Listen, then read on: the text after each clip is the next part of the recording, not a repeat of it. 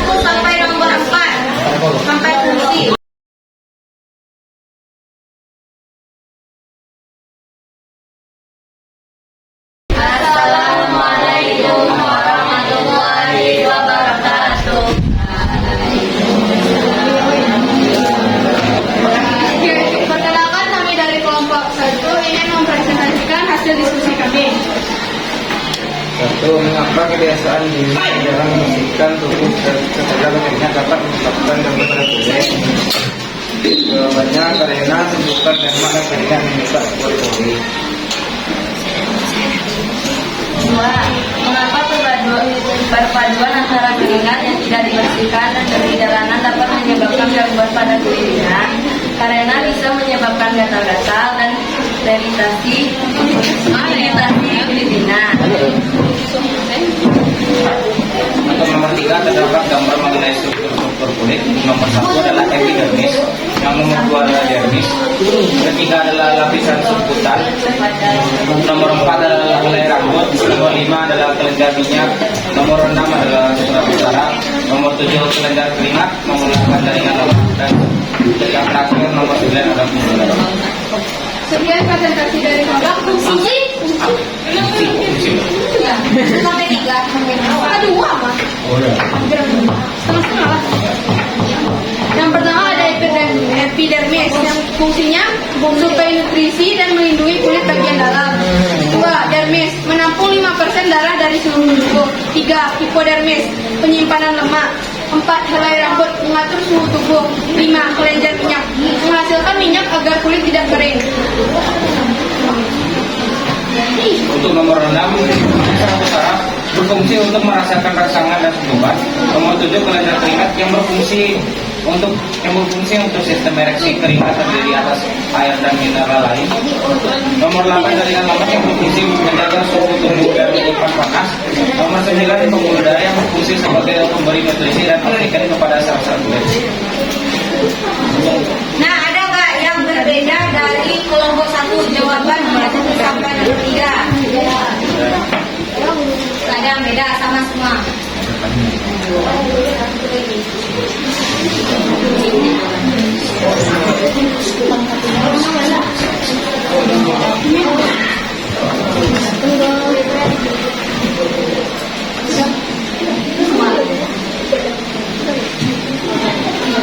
Sekian presentasi dari kami. Jika ada salah kata mohon dimaafkan. Wabillahi taufiq wal hidayah. Assalamualaikum warahmatullahi wabarakatuh. Waalaikumsalam warahmatullahi wabarakatuh. Berikan pertolongan kepada kelompok 1 mana lagi? Dan pertanyaan nomor 4 sampai 6. Kelompok 6. Assalamualaikum warahmatullahi wabarakatuh. Yang akan mempresentasikan itu Pak. Silakan saya ada sekian.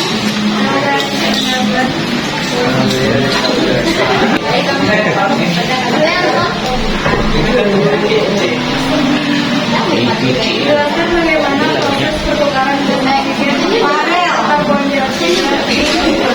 Pertama, oksigen dihirup melalui hidung lalu disalin fotomelalui oksigen. Setelah oksigen dialirkan ke balik dan balik berikutnya oksigen disalin kembali lalu sampai oksigen setelah itu menjadi pada oksigen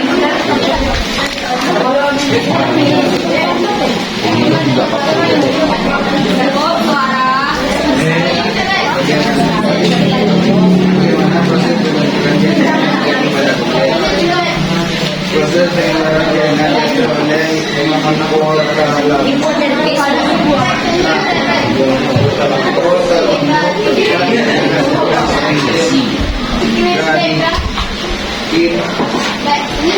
yang bekerja mempengaruhi kegiatan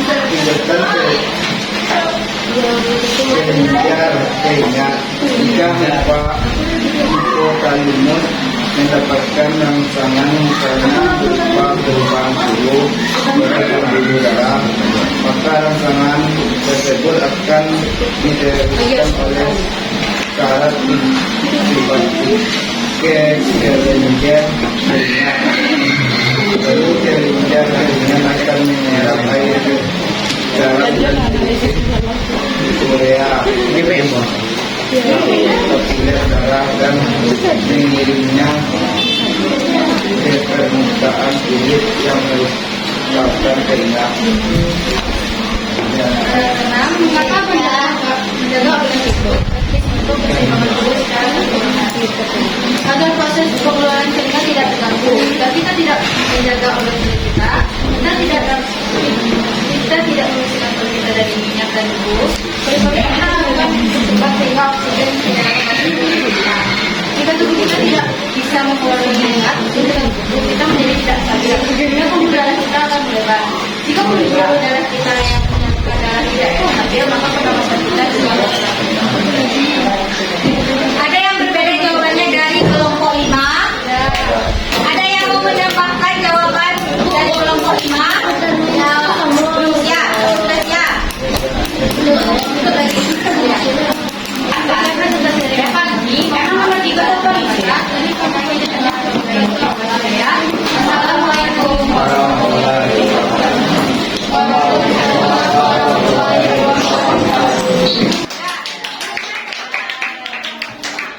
Ini struktur kulit terbagi menjadi 3 bagian. Yang pertama ini epidermis atau kulit ari atau kulit terluar. Nah, apa fungsi dari epidermis ini? Melindungi kulit yang dalam dari sinar UV ataupun bakteri-bakteri yang ada di luar. Yang dermis kulit jangan tempat keringat tempat keringat diproduksi. Hipodermis atau sumsukan adanya kulitan jaringan lemak. Apa fungsi dari jaringan lemak? Sebagai penyimpan energi dan menjaga suhu tubuh agar tetap stabil.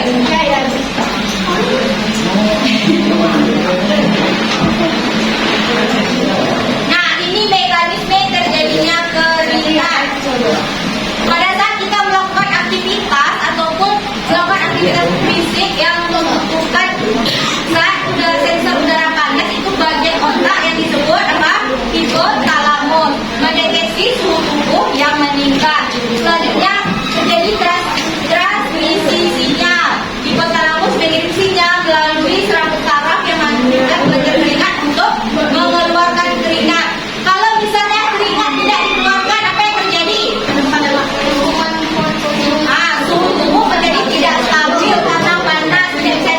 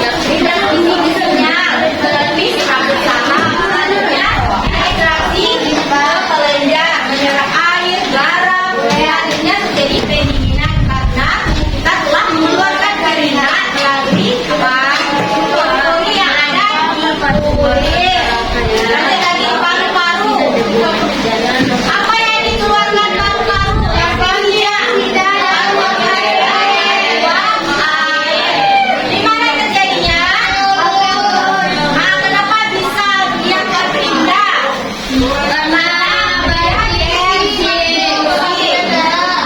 yang diskusi tadi?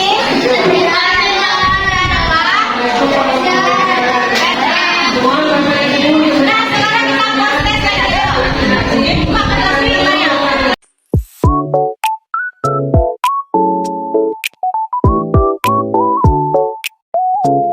Sudah boleh dikumpulkan. Baik, berakhir pula pada pertemuan kita hari ini. Kepada ketua kelas berdoa. Bersyukur.